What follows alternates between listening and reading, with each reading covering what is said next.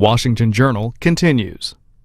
Our guest is the executive director of the Gallup Center for Muslim Studies, Dalia Mogahed, here to talk about a new poll specifically looking at Muslims and Islam. Why is that? I think that this is an important topic for several reasons, one of which is the president has made it a priority to reach out to Muslim communities around the world. So at the Gallup Center for Muslim Studies, we actually focus on this topic, and we felt that it was important a year into office to look at how Americans perceive Muslims and Islam. And so when you talk to those who you polled, what kind of questions do you ask them, and what was the end result of what you found out? We asked the American public, so it was a representative sample of American households, what their opinions of several religious groups, not just Muslims, Jews, Buddhists, as well as Christians. And we asked them if they knew a member of that religious group, their opinion of the religion itself, Islam, Christianity, and so forth. And then we asked them to tell us, if they were really honest with themselves, how much prejudice, if any, do they have toward each of the religious groups that we discussed. We also looked at a focus on Muslims in general and what were people's opinions about them as a group. So how do Americans feel about Muslims and gender equality, tolerance of other faiths, accepting people who are different from them, and so forth. And what was the difference between how people, or at least Americans, perceive Muslims and how they perceive Islam? It's a really interesting question. We found that Americans felt more positively about Muslims than they did about Islam as a faith. So the majority of Americans express negative views of Islam as a faith, whereas the majority, about 53%, say that they don't have prejudice toward Muslims. So Islam fares a bit worse than Muslims as a group. And as far as looking specifically at Islam as a faith, how did those who answered that way come to their conclusions? Well, that's an interesting question. We didn't look directly at how people who came to that conclusion, how did they get there. What we did look at is those who express prejudice toward Muslims. It's about 9% say they have a great deal of prejudice. What was behind that? We did what's called an odds ratio analysis, where we look at what factors make people more likely to fall into that group. We also did the same analysis to look at what factors made people more likely to say they have no prejudice against Muslims. So as far as the factors, what did you find out from there? We found that the factor that is most strongly associated with anti-Muslim prejudice was for someone to express anti-Jewish prejudice. So all else being equal, demographics, education, and so forth, a factor that comes out as strongest is someone who has anti-Jewish sentiment is much more likely to also have anti-Muslim sentiment, and that came out as the strongest variable. Was there any explanation of why that is? Well, it's of course up to analysts and intellectuals to think about what could have caused that connection. What we found is that there was a strong link between anti-Jewish and anti-Muslim sentiment, and there are several reasons why that could be. As far as the perception of anti-Muslim sentiment, perception being one thing, ultimately, are you concerned that the perception turns into actions at some point? Is that some of the reasoning of why you take these polls?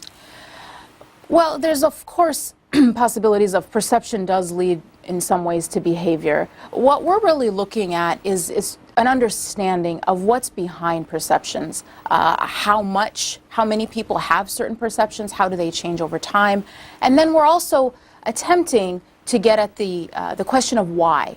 Why do people have the perceptions they do? It's really to give leaders the information they need to make better decisions. That's what Gallup has been doing for 70 years. Is it fair to say that the perceptions are formed when they hear of acts of, say, Muslim extremism in other countries, or in some cases this country?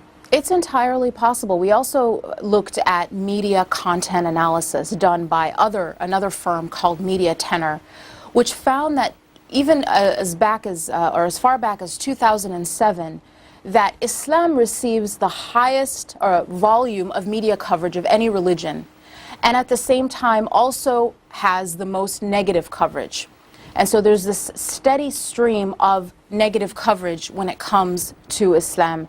And so even though many Americans don't know a Buddhist, for example, and don't know much about Buddhism, very few have prejudice against Buddhism. So Americans, in general, naturally are not prone to prejudice.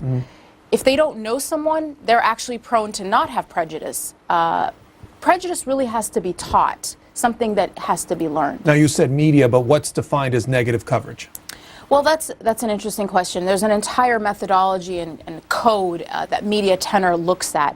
And they actually look at negative statements made when a reporter is covering a story about Islam. Such as? Saying that, say, for example, an act of violence was done because of the faith, or something linking the faith to something negative. They also look at neutral as well as positive coverage, and found that the majority is negative. Whereas when they looked at coverage of Christianity as a faith, the majority of the coverage was neutral. They also found that protagonists representing each faith were quite different. So the majority of people representing Islam in the media, or in news coverage rather, are militants. So our militants are being portrayed as religious actors, whereas when it comes to Christianity, it's religious leaders. They are the ones representing Christianity as a faith. How many people were sampled in this poll? 1,000, that's the industry standard. And is it available on the website then? Yes, if you go to Gallup.com or MuslimWestFacts.com, you can download the full report. And our guest is here to talk about her findings and talk with you as well. And there are several ways that you can do that this morning. If you want to call in, 3 lines, 202-737-0002 for Democrats, 202-737-0001 for Republicans, 202-628-0205 for independents, and journal@cspan.org is our email. And if you follow us on Twitter, that's twitter.com/cspanwj. You talked about the president's role in reaching out to Muslims. How has he done 1 year in? Initially, from the initial speeches that he made. Well, we found that there's actually been an improvement across especially Arab countries when it comes to approval of U.S. leadership. We took a poll shortly before the Cairo speech and then one after, and we actually found that in many countries there was a 10 to 15 point improvement in the approval among people of U.S. leadership. So there has been, the trend is toward improvement of the opinion of the United States among Muslims. When was this poll taken?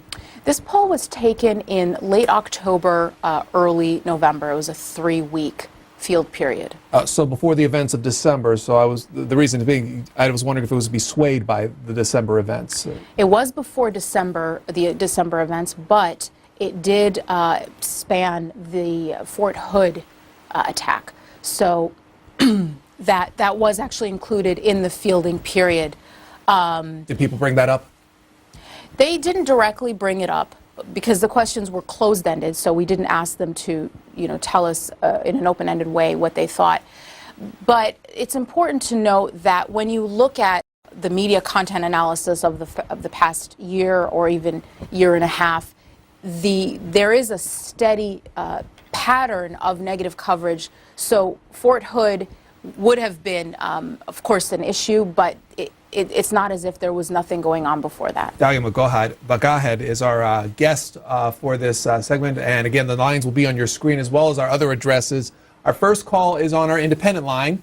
Tim from Lake Jackson, Texas. Good morning. Go ahead. Thank you for taking my call, ma'am. I'd just like to say that the problem we have with the polling in America is people are so ignorant because they don't know that we're fighting all these wars for Israel. We get attacked because we support Israel. You can see what motivated 9/11 hijackers at neoconzionistthreat.com. Caller, you have a question specifically for our guest and specifically for our poll because you put a lot of them. 9/11 hijackers at neoconzionistthreat.com. We'll leave it there. Lewiston, Wyoming. Democrats line. Eric, go ahead. Yeah, I'm prejudiced. I'm prejudiced against all organized religions. To me, to have one mindset, everybody walks into a building and you're brainwashed into this belief, especially with you wearing that scarf around your neck, Go ahead. I'll keep it there, caller. We invite our guests to be with us, and we'd like to ask all of us, despite your position, refrain from making personal attacks against our guests.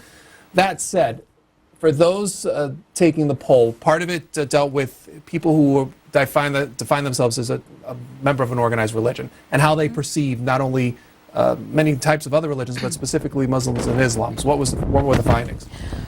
Interestingly, we found that church attendance, frequent church attendance, was associated with less prejudice.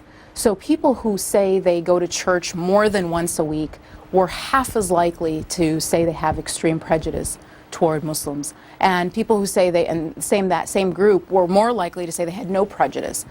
So it is interesting. The last caller who said he said he had prejudice against all organized religions, that was actually a segment we discovered in the data. There is a group of people who simply have prejudice against all organized, literally they have prejudice against all Jews, all Muslims, and all Christians because they think religion, and if you look at their demographics, they self-identify as atheists. They think religion in general is objectionable.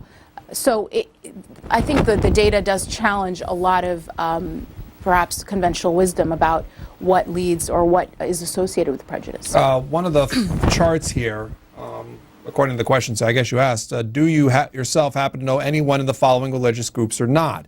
When it says Buddhist, 32% defines as some said that yes, they know someone. 99% of those who responded said they knew someone in the Christian faith. 81% said they knew someone in the Jewish faith. And 52% said they knew someone in the Muslim faith. Does that number surprise you at all, the 52%? The number is actually quite high. In past polls, that number was smaller than a majority. So it appears that people are more aware maybe of the Muslims they do know. Maybe they didn't know their doctor was a Muslim or their dentist or whatever. Or that Muslims are being more proactive in getting out and getting to know people. I think what was interesting about that data was that knowing a Muslim, just simply knowing a Muslim, was not significantly associated with having no prejudice. However, if you didn't know a Muslim, that actually made someone more likely to have extreme prejudice. So what that really means is knowing a Muslim is associated with softening extreme prejudice, but isn't enough to eliminate it altogether. Kansas City, Missouri. Tony on our Republican line. Yeah, thanks for taking my call. This is not a question of people being prejudiced against Islam. I've lived with Muslims all my life. I came from Nigeria. But Muslims are very intolerant of other religions. Look at what is happening in Nigeria now. They are killing Christians in their area. So don't say people are prejudiced against Muslims. All over the world, they are the cause of all problems. And that's all I have to say. Ms. Mogahed. I think the caller is making a point that I've actually gotten in emails and some feedback on the poll. It's important to understand how we define prejudice, and it's completely self-reported. So we're not attempting to judge whether or not someone is prejudiced based on their views of Muslims in any other way other than for them to simply tell us that they are prejudiced. So that's an important point to make. This is completely self-reported, and people may very well, and some people in our poll have negative views of Muslims, such as the ones expressed by the caller, that Muslims are intolerant, for example, or perceived to be intolerant and unaccepting of other faiths, and at the same time tell us they have no prejudice whatsoever, and we will accept that as being no prejudice. It's interesting to note, though, that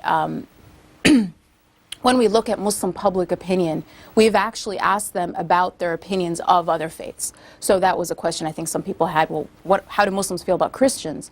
And the answer is actually, maybe to the surprise of many, very positively.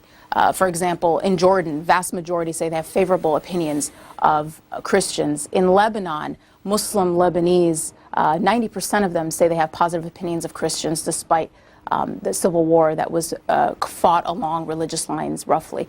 So Christianity or Christians is actually viewed rather positively by most Muslims.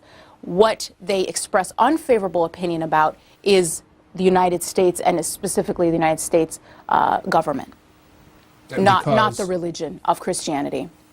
Well, when you look at the data, it's associated mostly with their perception of our policies, not our culture, principles, or religion. Washington, D.C. on our independent line. Good morning. Hey, good morning. I've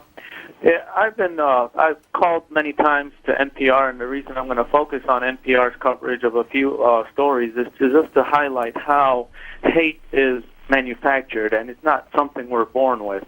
And for example, like the gentleman that just called about Nigeria, he was told that Muslims were rioting, but he wasn't told that from the 500 killed, 480 were Muslim, that the people were butchering Muslims over there and the victims were Muslim. But to manufacture hate, the American media would say that, yes, the Muslims rioted and 500 killed, leaving out the fact that it was Muslims being butchered, and nobody held accountable for butchering them in Nigeria. Also, like, for example, the other place, and I call NPR, and I spoke to Alicia Shepard, who's responsible for the truth in NPR, and she's just basically almost ignored everything I said. But anyways, another issue about Yemen, and I called them also, and I told them, listen, 6 months ago there was a national alliance against the Yemenis dictator, who is a dictator. I said tens of thousands of troops, Marxists, socialists, Sunnis, all united to say we want to get rid of this guy. It's not anything religious-based. Since then, he's been singing the tune of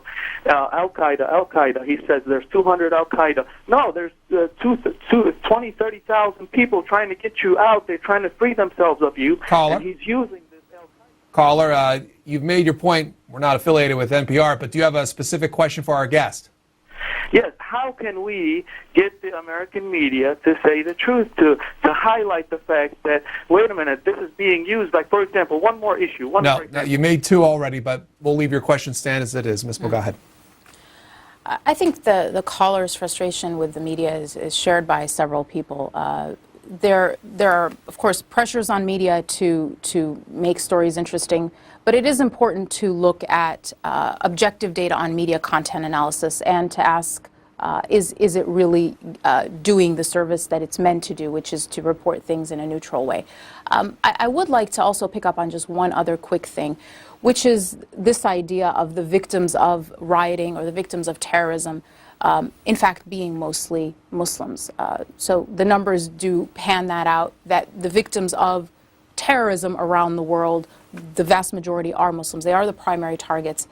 And not only that, but Muslims are also, around the world, according to our research, are more likely than Americans to express concern and fear of being victims of a terrorist attack. So this is an issue that really is shared. Let me step back 1 second, because you said the way you define prejudice is one of the ways you went into this poll. How is prejudice defined from those you took the information from?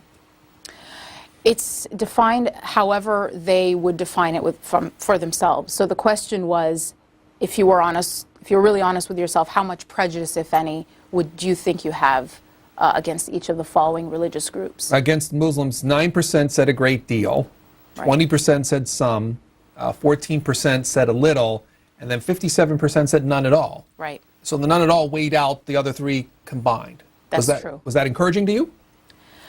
Well, it's certainly encouraging. We're really looking at what are the facts and not having a point of view either way. However, when you look at, compared to other faith groups, it does tend to be significantly higher.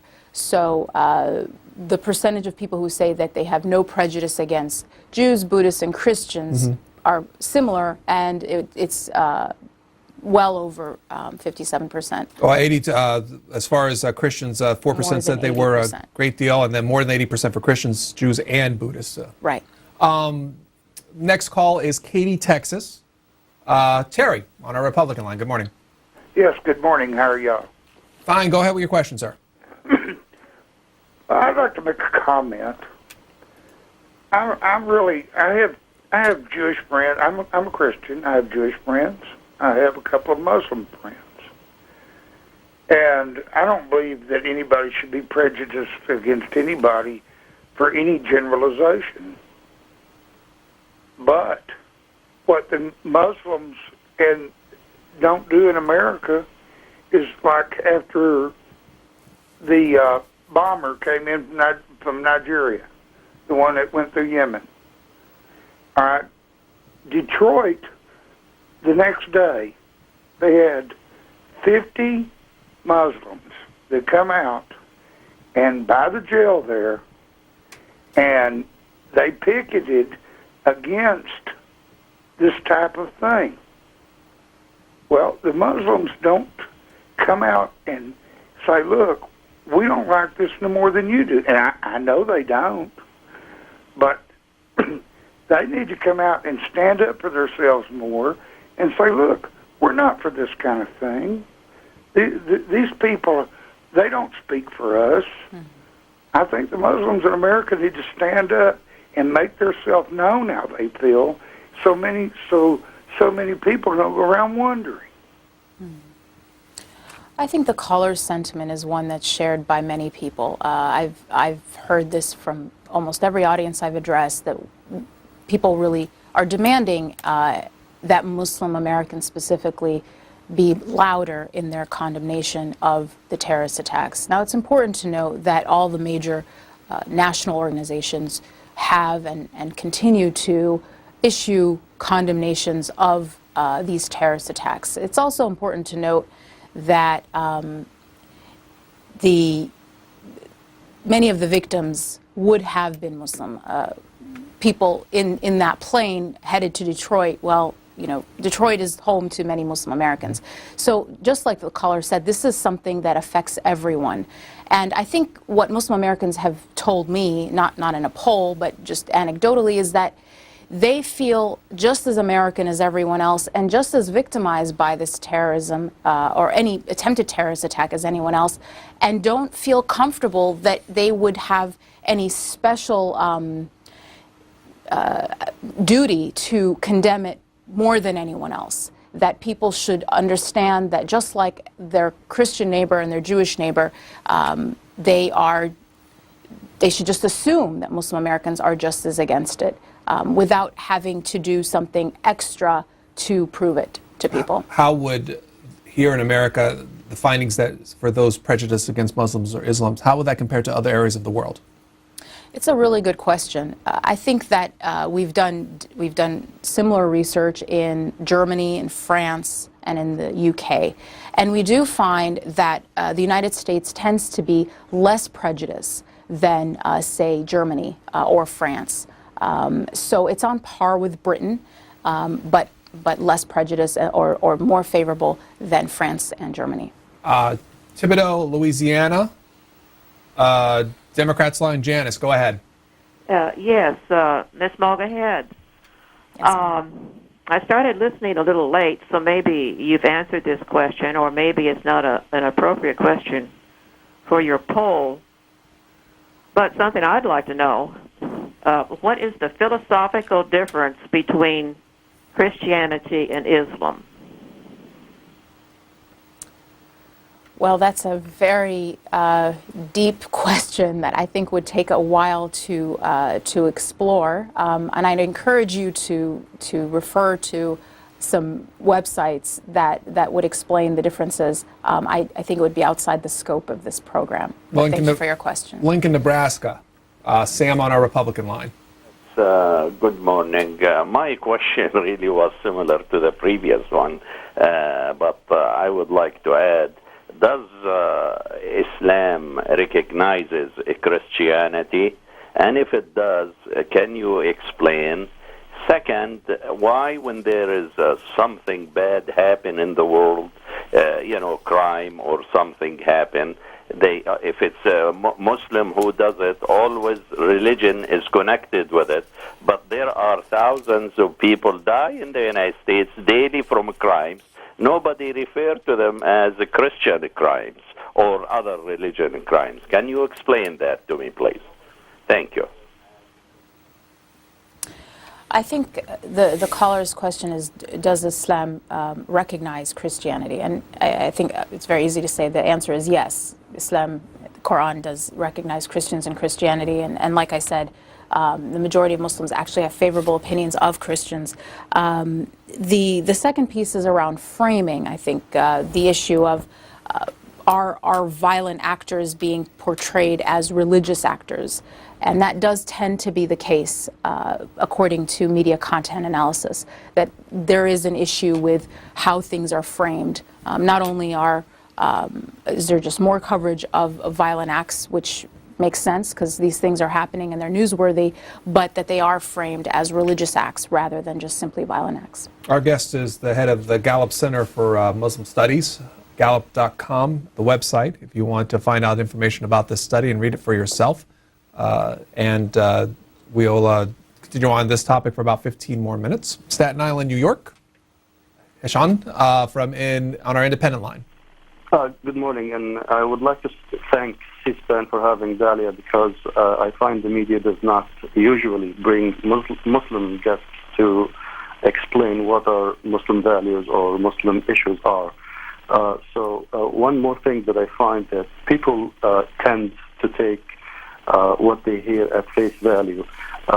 I would like just to mention something for anyone who would like to get information about Islam. It is very widely available. Just pick up a copy of the Quran. Go on the internet and ask for a free copy to be mailed to your house and read it for yourself rather than listening to others who tell you what's in the Quran.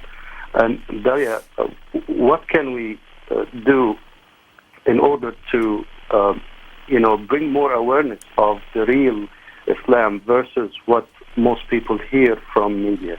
And I'm going to leave it there. Thank you. The caller's question is, I think, very important, because we found that one of the strongest factors associated with no prejudice is, well, first, the strongest one was having a favorable opinion of Jews. So there is this link between the two. But among those is a positive opinion of Islam, or a favorable opinion of the faith, and again, even more important than just simply knowing someone. So I think that from that, if someone were to want to reduce prejudice, one of the most important things that has to happen is for people to have honest dialogue about Islam as a faith and what it teaches, and for the questions, these honest, well-intentioned questions, to be answered authoritatively and accurately by people who have studied the faith. Islam is the most negatively viewed religion. This is a finding of the poll when asked of their opinions of it. 31% said that when it comes to Islam, they were not favorable towards it. 22% said not too favorable. 33% said somewhat favorable, and then 9% said very favorable, with 5% showing don't know. What else do we learn from these numbers and from what you found out of it? Well, we learned that there's a lot of work to do for anyone who's interested in fostering better relations or greater understanding between faiths. Because Islam, when so many people have unfavorable opinions of Islam, and it is associated statistically with unfavorable opinions or expressed prejudice toward Muslims. So there is this connection between how people feel about the faith and their own self-reported prejudice against the people as a group. I think that probably would concern many people outside even the Muslim faith. Millstown, New Jersey is up next on a Republican line. Tom, go ahead. Yeah, hi, good morning, everybody. My question to her is basically very simple, okay? What is more important to her religion or the American flag and its rules and laws? Thank you. You can answer that if you wish. It's an interesting personal question. I think that it's important to note that Muslim Americans and Muslims actually even in Europe have expressed an equal sense of importance for both their religion and their faith. And so we find in the data that the two are not contradictory or competing identities, but rather complementary identities. So people who identify strongly with their faith actually also identify strongly with their country, America or France or Germany, whatever the country may be. And that we find that there's no correlation between a strong religious identity and a lower or a weaker national identity. The two can be strong at the same time, and indeed they can even strengthen each other. When it comes to how much knowledge about the following religions, according to the poll, 3% said they had a great deal of knowledge about Islam, 34% had some knowledge, 40% said very little knowledge, and then 23% said none at all. Can you clarify what defines a great deal of knowledge compared to some knowledge in this case? It's, again, self-reported. However someone would assess their own knowledge. It is interesting to note that we still find the majority of Americans say that they have little to no knowledge about Islam, despite the heavy media coverage and despite the growing engagement between the United States and Muslim-majority societies. I think this is a gap that is important to fill. Just by comparison, 67% said they had a great deal of knowledge of Christianity, only 7% said they had knowledge of Judaism. Detroit, Michigan, up next. Darren on our Democrats line. Yes.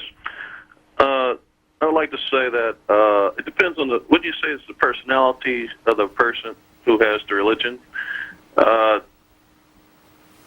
Wouldn't it depend on the personality of the person who has a religion? A lot of folks forget that Muhammad Ali is a Muslim, and a lot of folks have embraced him. It makes a real big difference in how we look at things. I find Obama really trying to break down a lot of negative stereotypes to embrace all religions and work as people, and those who are positive for our intended, focused goals. Ms. Mogahed.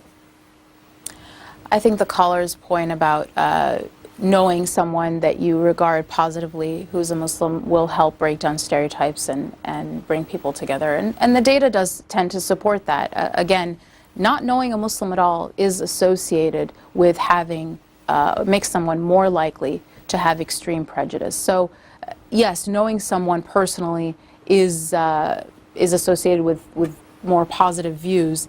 But again, what is even more important is how someone feels about the faith that unites the group, and it's really there where more of the education needs to happen. Johnson City, Tennessee, on our Republican line. Hello. You're on. Go ahead. Okay, I have a question for the young lady. Correct me if I'm wrong, but I think that a while ago you said that the problem that Islam has with the United States is not against the citizens, but against the U.S. government. Am I correct?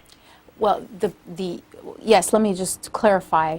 What we find in our data is that what Muslim people around the world say that they have a problem with is U.S. government policies and not its people.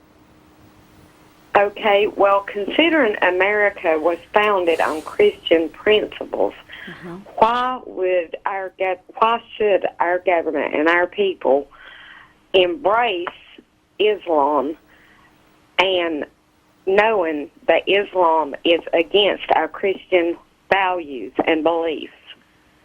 Why should we, knowing that and that is why our media does report that it's Islamic terrorists, because they are the ones trying to kill us. You don't see Christians strapping bombs to them and killing other people, innocent people. Okay. Well, I think some of the caller's points are important to address because I think they're shared by many people. First of all, just to clarify, I don't think anyone has ever suggested that the U.S. should embrace Islam. That's not something that we hear from Muslim publics, and it's certainly not something that we've discussed here this morning. Now, the issue with the term Islamic terrorism is that it implies several things. First of all, that the terrorists themselves are Islamic, which is exactly what which is exactly what they want us to say about them. They want to claim a moral validity. They want to claim that they are acting in accordance to Islam. The problem is when we give them that kind of credit, we actually bolster their point while alienating the vast majority of Muslims who disagree with them, that we really need as allies, not as enemies. So the term Islamic terrorism actually just fuels the enemies that we're trying to destroy by strengthening their propaganda. One more call, East Brookfield, Massachusetts. Craig on our independent line. Good morning. You're on, sir. Doing? Go ahead. Thank you. All right. I would like to know how you would define the infidel in the Muslim religion and how the role of the infidel in the religion will change or as the Muslim religion grows. Well, the term infidel was not covered in our research in any way, so it's outside the scope of this study. And I think that these are exactly the kinds of questions that need to be dealt with and discussed honestly for there to be progress on this issue.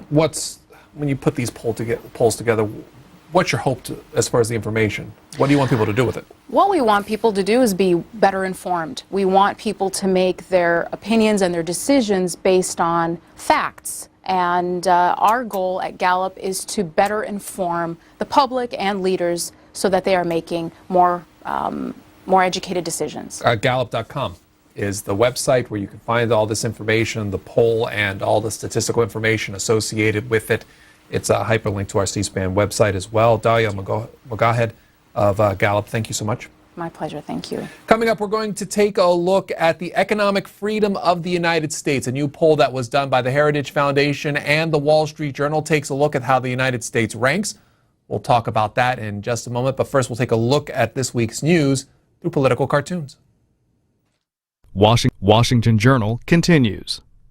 Our guest is the executive director of the Gallup Center for Muslim Studies, Dalia Mogahed, here to talk about a new poll specifically looking at Muslims and Islam. Why is that? I think that this is an important topic for several reasons, one of which is the president has made it a priority to reach out to Muslim communities around the world. So at the Gallup Center for Muslim Studies, we actually focus on this topic, and we felt that it was important a year into office to look at how Americans perceive Muslims and Islam. And so when you talk to those who you polled, what kind of questions do you ask them, and what was the end result of what you found out?